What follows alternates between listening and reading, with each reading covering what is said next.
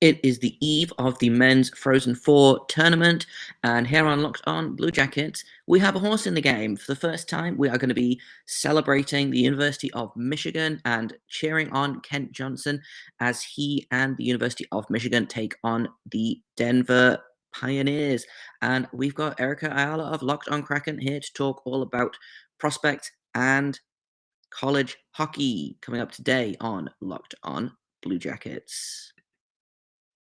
Or Locked On Blue Jackets, your daily podcast on the Columbus Blue Jackets, part of the Locked On Podcast Network. Your team every day.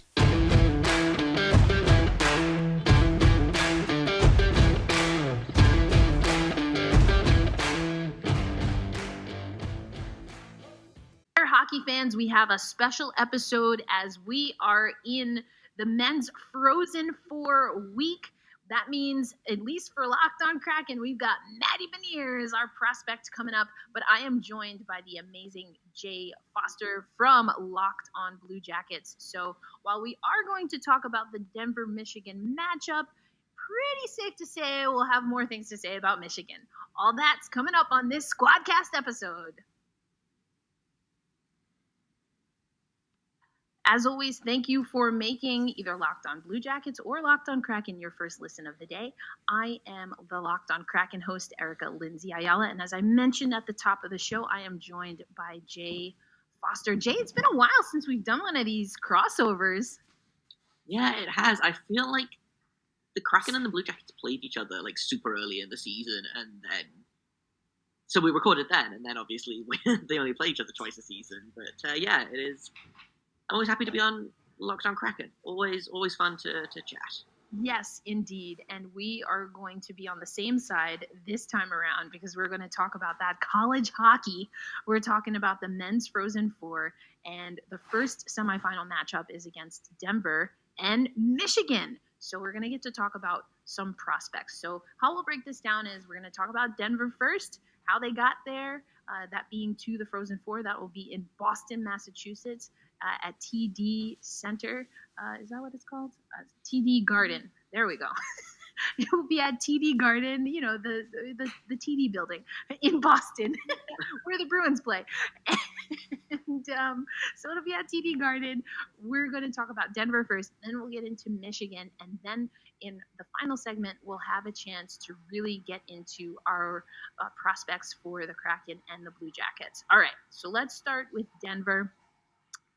This Denver team was able to make their way through by just some amazing offensive play. The Denver Pioneers, they won the West Regional. It's their 12th trip to an NCAA championship. And again, they will face the Wolverines. These are two number one seeds on either side of their bracket. So it's going to be a pretty good game. Jay, we've got Bobby Brink, Magnus Corona, Ryan Barrow, like all pretty good scores for this Denver team. Their overall record is 29-9-1. Their record on a neutral site is 2-1. So I think, you know, this is going to be a pretty good matchup for the Michigan Wolverines. What, if anything, do you know about this Denver team? So I'm gonna be totally honest. Denver is not the Blue Jackets don't have any prospects at the University of Denver, and I can only follow so many prospects at a time. But Denver, I feel like, is one of those teams that's always kind of just sneaky good. I always forget about them, and then I'm like, oh right, Denver. Like you say, they lost 10 games all season, which is just bonkers. And you know, it's Denver's a fun team to watch. You know, they've got some really good players. I personally am both excited and worried about Bobby Brink, because he's electric on the ice. He's just so much fun all the time. Yeah, I mean, looking at some of these numbers, and I'll pop these up on screen for everyone. But Bobby Brink has 56 points on the season, also leads the team in assists with 42. power play points, Bobby Brink up there, along with Savoy. But I mean, is in that Hobie Baker conversation for good reason. And even what I thought was really interesting, and it's like, Gabe recognized Gabe, but the Michigan game preview has, I'm going to read it, like, head coach Dave Carlisle's team, led by forward Bobby Brink, Hobie Baker hat trick, boasts the top scoring offense in the nation at a 4.28 goals per game to earn a share of the NCHC regular season title. Denver forward core is highlighted by Brink, who paces the nation with 42 assists. We just talked about that, 52 points, and stands a good chance of winning the Hobie. Like, it's good when there are multiple, finalists also on Michigan, and they have no choice but to give Brink some shout out and some shine. Yeah, for sure. I feel like there could be 4 to 6 guys on Michigan that could have had who could have been finalists for the Hobie Baker. So, for them to come in and be like, yeah, no, Bobby Brink's cool as hell is. If I was Bobby Brink, I would feel pretty good about myself hearing that. Yeah, indeed. And I mean, honestly, if you're the Pioneers, you're feeling pretty good. They are 4-1 in their last 5, 7-3 in their last 10. They average about 37 shots per game. Shots against, they face about 24 shots. They score about 4 goals a game. They allow about 2 goals a game. And I think that's going to be interesting because we've seen some really high scoring affairs for Michigan. We've also seen them ring up the score and have teams kind of slowly come back in the third. So again, we're going to talk about Michigan a little bit in the next segment. But I get from these stats that, this is a Denver team that obviously can score, but I think what's kind of hidden in those stats for them is that they also are pretty disciplined on defense. Yeah, for sure. So the thing about, I feel like everyone always gets super hyped up about NCAA stats because they are kind of inflated as opposed to the NHL, and I think a lot about Anne-Renee Debian, who has a career goals against average of quarter of a goal or 3/4 of a goal. So her career goals against average is 0.75 or something stupid, So I always feel like NCAA stats are kind of inflated, but still, to know that you're going into a game outscoring on average 2-1. If you're scoring 4 goals a game and only allowing 2 goals a game, they're winning every game 4-2, which is just again bonkers. The NCAA is inflated, but it's not like they're going out there and playing bad teams. Is the thing, No. They just beat. Was it University of North Dakota to? They beat North Dakota and the Notre Dame. They had UMD, not UND. And they're a good team. Yeah. So it's not like they're out here curb stomping Division 3 teams. They're out here beating good teams and beating them solidly. So I think this could be a bit of a shock for Michigan. Yeah, I think it's going to be a good matchup again on either side of the bracket. They come in as the number 1 seed, but Denver, ranks right behind Michigan as the number 3 team in the country. That's based on the USCHO poll as well as USA Today / USA Hockey Magazine poll. So we're seeing again that they're right there in the mix. Who's ahead of them? Again, Michigan right there, but also Minnesota State, and that's who I was thinking about. Who defeated Notre Dame, and Notre Dame had a better record against Michigan in the regular season. That's what I was thinking about. So you've got Minnesota State, Michigan, Denver, Minnesota, the top 4 teams in the nation, according to the NCAA polls. All 4 of them are going to be at TD Garden. Got it right this time. I don't know. I think we could change it to TD Arena. I like that better. Yeah, right. What are we picking? Roses? I don't know what's going on. Nevertheless, well, that's a little bit about Denver, the opponent of Michigan. So Jay and I are going to break down what we have seen from Michigan this season. We talked a little bit about that, but we'll dive deeper coming up next on this crossover episode, of Locked On Kraken and Locked On Blue Jackets.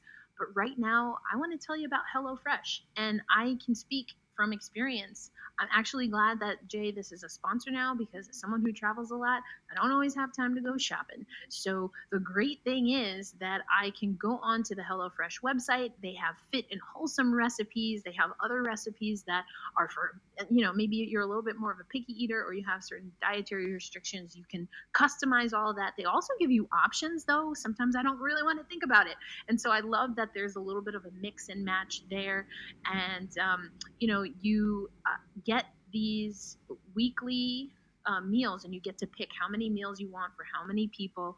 And then all you got to do is pop everything in your fridge and make the meals that you are that are calling for you on that night. You can also skip meals. Like, if I know I'm going to be out of town, I might skip a week of meals. That way the food doesn't go bad. And so I've really loved this. So what we want to do is have our listeners go to HelloFresh.com/locked16. And if you use that promo code locked16, you will get up to 16 free meals and 3 free gifts. Again, that's HelloFresh.com/locked16, and use the promo code locked16 for up to 16 free meals and 3 free gifts. I hope you enjoy as much as I have. Love that. And where the game starts for us is, of course, looking at that Michigan bench. Jay from Locked On Blue Jackets. I am Erica from Locked On Kraken, and we are previewing the first semifinal of the 2022 Men's Frozen Four, which will be at TD Garden in Boston, Massachusetts, and it will face it will feature the Denver Pioneers versus the Michigan Wolverines. Jay, let me come to you first here. What has impressed you from Michigan, and particularly the Blue Jackets prospect on Michigan? Yeah, I think I knew, logically, I knew that Michigan was going to be good going into this season. Obviously, because it's they have 4 of the top 5 first round picks, or they drafted, I believe, prospects from the University of Michigan were drafted 1st, 2nd, 4th, and 5th overall, especially with Ken Johnson, who 5th overall by Blue Jackets. Obviously, Kraken prospect Matty Beniers drafted 2nd overall by the Kraken. And, that's as well. You haven't even looked at Owen Power, drafted 1st overall. Luke Hughes, drafted 4th overall. They've got guys returning last year, like a guy that's really impressed me this season that really hasn't had as much hype as those guys, Thomas Bordelot, who is a San Jose Sharks prospect. He has had a really, really great season. There's just, I feel like everyone on Michigan is a game changer. Even, you look at the guys that are seniors that don't have the NHL contracts, the guys that are, coming back for their 5th year, the overagers, even those guys, and I think it was, I can't remember which game it was, but there was a game in the championship run where all of the goals were scored by the bottom 6 or the bottom pairing defenseman, and that's what Michigan is as a team. And I don't know if it's because, and Erica, you will be able to relate to this, I don't know if it's because the Blue Jackets have been bad this season, but it's so fun to watch a winning team. Yes, you are absolutely right. I can very much so relate to that. I think in our, DM group, I was like, we've been locked on Matty Beniers for months now. But it's not only that. This Michigan squad, they had to be able to withstand the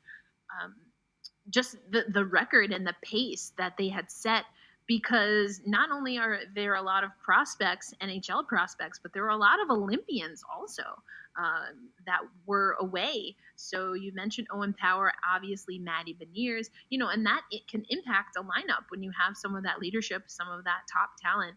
But to your point about some of the bottom 6 being able to score, it's just kind of that next player up mentality, which I think has been so exciting. I think when you hear what's happening around the Michigan camp, it's very exciting when you have some of those prospects, as you mentioned. You've got Kent Johnson, you've got obviously Matty Beniers, but thinking about also Luke Hughes. But I think what also is interesting is that if you talk to people in Michigan, they are always talking about their senior class and the senior class that has really been able to see this team through, get them to a place. I mean, Michigan is one of those teams in NCAA men's hockey that they have they're like getting close to 40 NCAA appearances, and they have a really nice handful of championships as well. So there's like a pedigree, right, when you play for this type of program. That being said, things have changed. The tide has turned, and Michigan is hoping that they can get back into the fold. And so you have to give credit to some of the seniors that you have here. I think another thing that goes overlooked, maybe a la sometimes what we have seen with the Grant Fuhr version of the Oilers, is the goaltending. Eric Portillo has been really good as a sophomore for this Michigan team. Yeah, I forget that he's only a sophomore. Like, he's been phenomenal this season, and Locked On Blue Jackets listeners will know, goalie friendly show. As a goalie, I will always talk about goaltending there. The position that I always pay attention to first, if I'm watching a new team, I'm like, right, who's the goaltender? What's he like? Portillo is going to be, providing that Buffalo figures out their whole situation of how to develop players and stuff. Between Portillo and Owen Power, like, they could be building something special in Buffalo, and there's a lot of focus going on Owen Power, rightfully so. Watching him at Michigan, watching him in the World Juniors for like the 2 games before it got cancelled, watching him at the Olympics, like that is a special player, and he's not. I think it's very easy to be like, oh well, he's no Connor McDavid, so clearly he's not a generational talent. Like, he's still, rightfully so, the first overall pick. He's going to be a top player in this league, but I think credit has to go to Portillo for the way this team has played. And I think something else interesting is, especially in hockey, it's so rare for the best team to win. Because it's such a weird sport, like bounces, and sometimes a goalie just has a game. Sometimes a forward is like, well, I'm going to score 8 points just because, and so going into this championship run, I was like, Michigan has all of the right pieces to be the Frozen Four champion, but it's so rare that the best team actually wins that I kind of tempered my expectations. And now that they've made it to the top 4, I'm like, are they going to do the thing? Like, and I do genuinely, I don't want to jinx it, but I think that they're on the verge of doing something really special with this group of just powerhouse players. Yeah, I want to pull this up here. We've got some stats, again, coming from the game notes. And we talked about Denver. We talked about what it's looking like for that Hobey Baker race. And you look that they have the best offense in this matchup. Not only in this matchup, but they're ranked first overall. But defensively, as far as scoring at least, I think this is where Michigan can really pull ahead. You've mentioned it before. We've both talked about it, how they can get scoring from their defensemen, and I think that's going to be critical. The scoring margin, you also see they're pretty well matched here. Now, unlike some USA hockey coaches, I personally do take stock in special teams. And if you look at these numbers, it is Michigan with the advantage both on the power play and the penalty kill, or the power kill, depending on how you feel about it. So I think it's going to be an interesting matchup. That being said, we have to remember this is college hockey, just like any other college sport. Sometimes the score gets rung up because it's such a fast pace, such a quick moving game. And it lends itself to mistakes because of its pace, but also because these are young guys. And I do think Michigan can sometimes fall into that, where they're so far ahead, or they're kind of really in the zone, maybe for the first or second period, and then they can drift off a little bit. They can't afford to do that against Denver. No, Denver will make them pay. They've kind of gotten away with it so far. I absolutely agree. There is that kind of, we're like we have a 4-goal lead, so we can just kind of chill for the third period, and like that doesn't like that might work against some teams. It's not going to work against a team like Denver. They have to if they. I don't know that they will kind of go out and get a huge lead immediately because, as we mentioned, Denver is also an incredibly gifted team offensively. But if they somehow, it's 4-1 or 5-1 going into the third period, then they have to keep going. They can't sit on that lead because I think Denver is a team that will make them pay, and we've seen it almost happen before. I can't remember who they were playing, but it was. It was. Yeah, I mean, they had 5-1 or something, and then the game ended, like 5-4. Exactly. Yep, exactly. That happened twice in the regional, actually, to Michigan. I think the Quinnipiac game, not as close, but I mean, you saw that in the regional leading up to this, a team that everyone is watching, not just because of the prospects, but because of how they've been able to play, because of the storied history. I just want to pull this up again. I couldn't remember the numbers straight off the dome, but both of these teams, over 30 NCAA tournament appearances. But like I said, Michigan nearly at 40 appearances, 26 Frozen Four appearances, and 9 championships, 30 conference championships. I mean, almost 100 All-Americans, and both sides have 2 Hobie Baker winners looking to see what they can do about that this year. So these are not, I think in the college game, the pedigree really does matter. How often has how often has the program been there, and why? Because it becomes almost this championship culture that's created. And I know Matty Beniers talked a lot about that.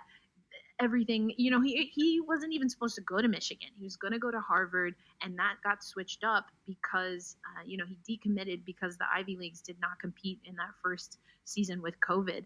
And now he has a chance at a national championship.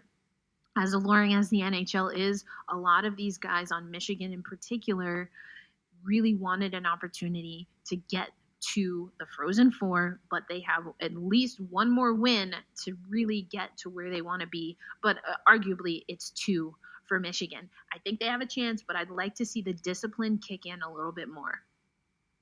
Yeah, 100% agree. And I think that's something that I've been thinking about a lot, is that specifically Owen Power got a lot of criticism, I guess is the word, for going back to Michigan, for not going straight into the NHL. For not going to Buffalo? What? Yeah, and people were like, I can't believe he's going back. He's the first overall pick to do this in a million years. And I'm like, okay, but here's the thing. Do you want to play for a truly terrible Buffalo team and every game sucks and you lose all of your confidence, or do you want to go and play on arguably one of the most stacked NCAA men's hockey teams in a very, very long time, and it's the same for Matty Beniers. Probably could have made the NHL, probably could have made the Kraken, but he decided, no, I'm going to go back to Michigan. I'm going to play on this stacked team. I'm going to learn how to win, and that's something that we've seen before in Columbus. Zach Werenski could have gone pro a year earlier than he did, but he stayed at Michigan for that chance to be part of that winning culture. And then he came to Columbus. He joined the Cleveland Monsters, the Lake Erie Monsters at the time. They ran roughshod over everyone, ended up winning the Calder Cup by, it was a sizable margin. And then he came to Columbus, and you learn how to win playing on good teams. Yes. I don't know that any of these, so Owen Power, Buffalo, terrible. Matty Beniers, Seattle, not a great first season. Not great. Luke Hughes, New Jersey, looked like they were putting it together for a minute, but have kind of fallen off. And then did the New Jersey thing, yeah. Kind of done the same thing. They had a really strong start to the season and have now fallen off a cliff, and I think they've lost 7 in a row. I don't blame any of those guys for being like, you know what, I'm gonna play at Michigan and bring this Frozen Four championship home and take advantage of this winning team, this winning culture. I think it's going to be a huge confidence boost. I think we're going to see the dividends of that next season when they do go to the NHL. I love that. I love that. And also, again, we alluded to it before, but also some of them got Olympic experience, as well as Nate Smith, who will be in the other matchup. But, I think that is really an important point, that if you want these top prospects to be at their best, because they're going to teams that need them, getting those reps and getting that experience is critically important. You mentioned Anne-Renee Desbiens. It's not the same on the women's side, where you're pretty much expecting that your recruits are going to be there for 4 years and maybe then some if they get pulled out for the Olympics and they continue their eligibility. It's becoming more prevalent, I guess, even in hockey, to have some of these players just play a handful of seasons. Will that change with things like NIL? I mean, with NHL money, perhaps. It's not, NFL money. It's not NBA money. I don't know. I think those conversations are going to be really, really interesting. But either way, we get to see some prospects from our respective teams going up in the Frozen Four championship, as you mentioned, the men's Frozen Four in Boston. It gives us something exciting to talk about for a while. We haven't had that. I mean, the Kraken tried to do a little something there after the trade deadline, which I respect. But how many times can I talk about who's your goalie before the bit gets tired? God, too real. So we're so thankful for some college hockey. But coming up next, we're going to speak specifically about our prospects and maybe some predictions. In this case, what we think Michigan is going to have to do to win out. But right now, let me tell you about Shady Rays, an independent sunglass company that gives you the features of $200 sunglasses for a fraction of the price. That means polarized lenses, well-constructed durable frames, and premium high-end finishes. Also, something you won't find anywhere else is that Shady Rays has an insane protection program. I don't know about you, Jay, but I can be pretty brutal on all of my stuff.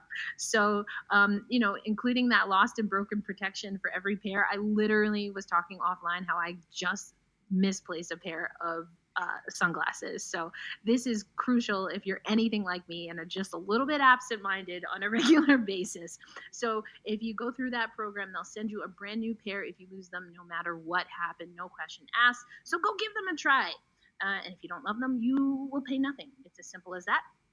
Plus, 10 meals are donated to fight hunger in America when you shop with Shady Rays. Exclusively for our listeners here on the Locked On podcast, Locked On NHL Network, I should say, you will get to use the promo code Locked On and head to shadyrays.com. That will give you 50% off 2 or more pair of polarized sunglasses. That's code Locked On for their best deal of the season. 50% off 2 or more pairs of Shady Ray sunglasses, backed by over 150,000 verified 5-star reviews. I might have to get in on that deal because I am sunglassless at the moment. But also, as I'm getting ready to go to Boston, I don't know if I mentioned this, but for our Locked On Blue Jackets fans, I will be in Boston covering our prospects. And so one thing that is important when you're on the road is to make sure you're not hangry. And a great way to do that is by packing up some Built Bar. Jay, I know like the puffs are here. It's a protein-infused marshmallow. Like what?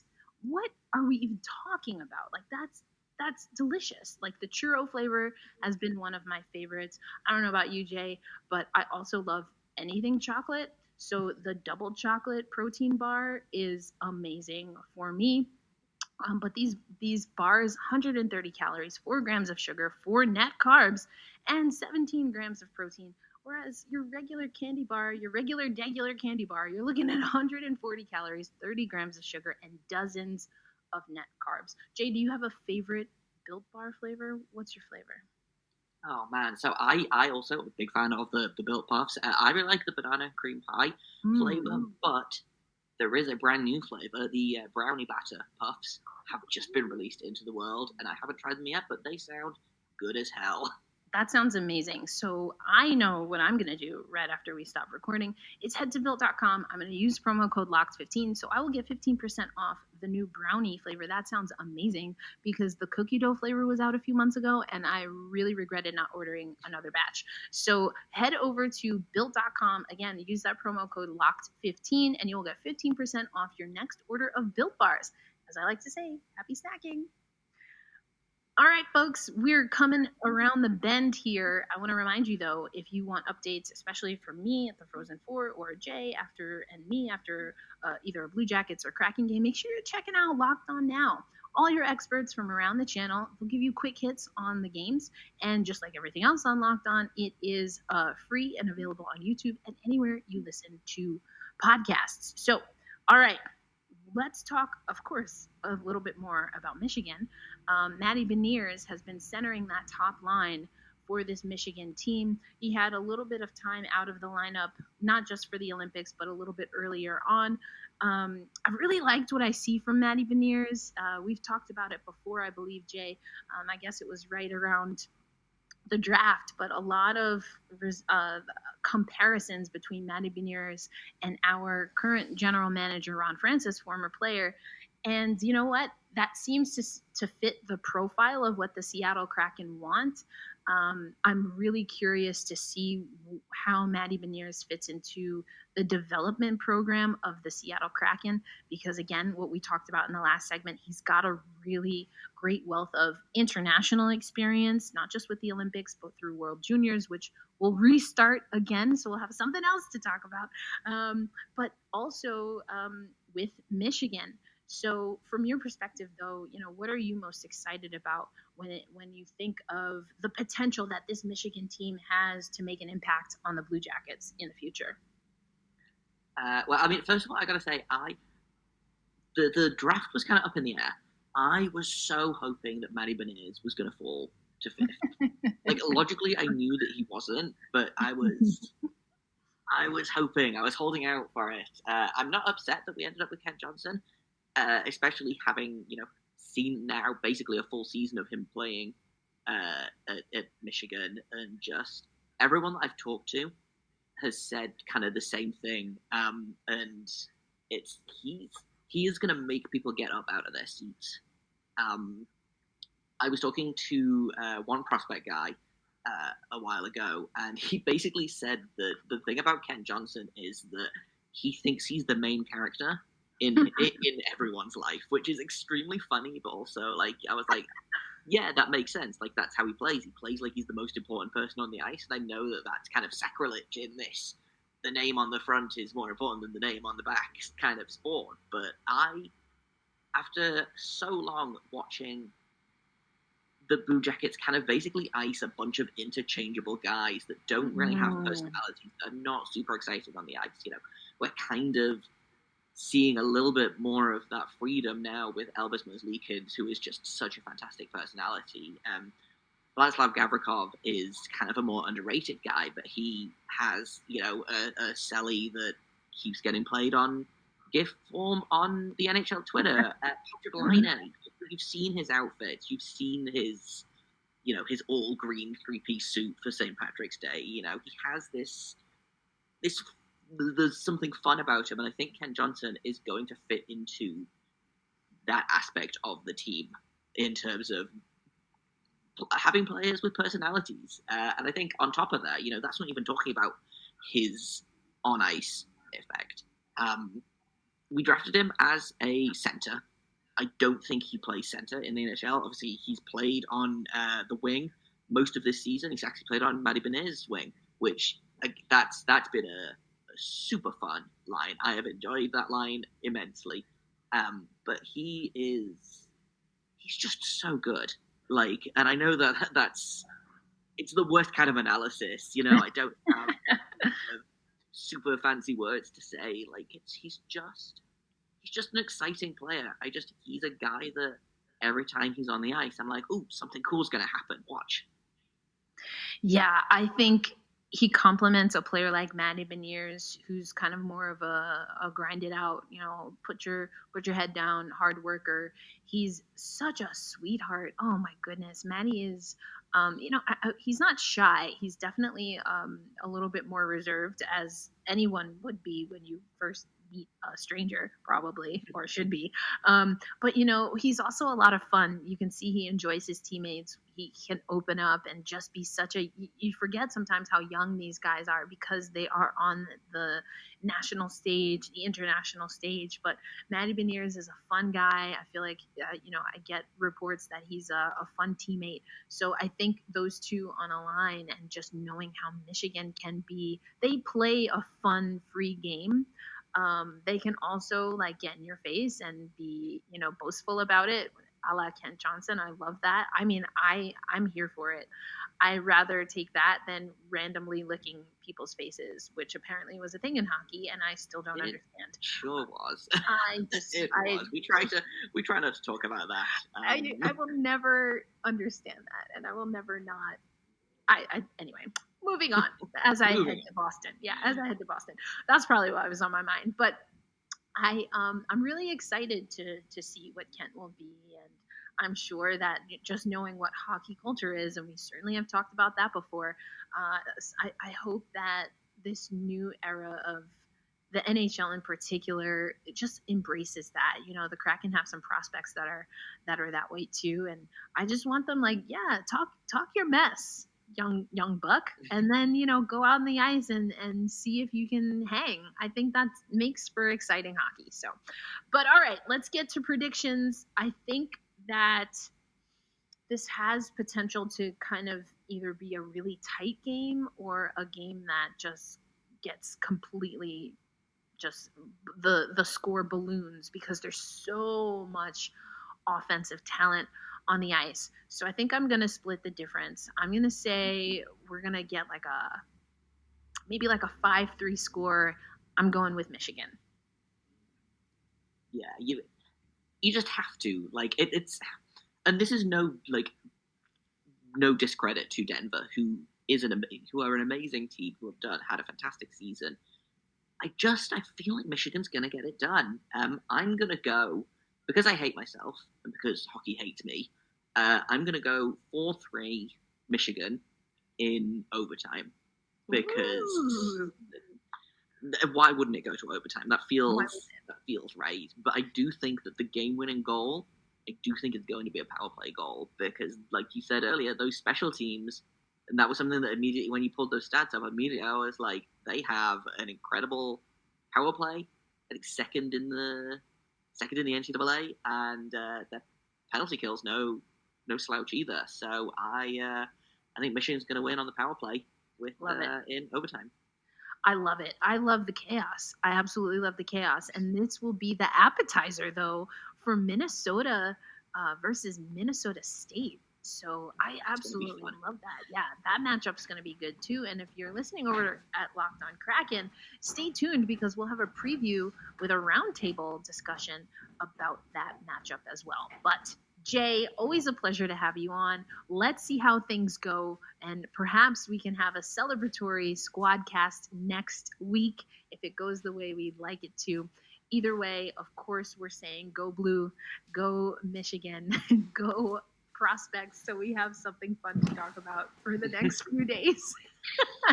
It feels super sacrilegious to be like, yes, go Blue, go Michigan, because obviously the Blue Jackets are based in Columbus, Ohio, and Ohio State and Michigan do not like each other, to the point where, just as a little kind of precursor, my best friend went to OSU, and so I would go visit, which is actually how I became a Blue Jackets fan, and we were like, hey, let's go to a game, seems like fun, and we got attached.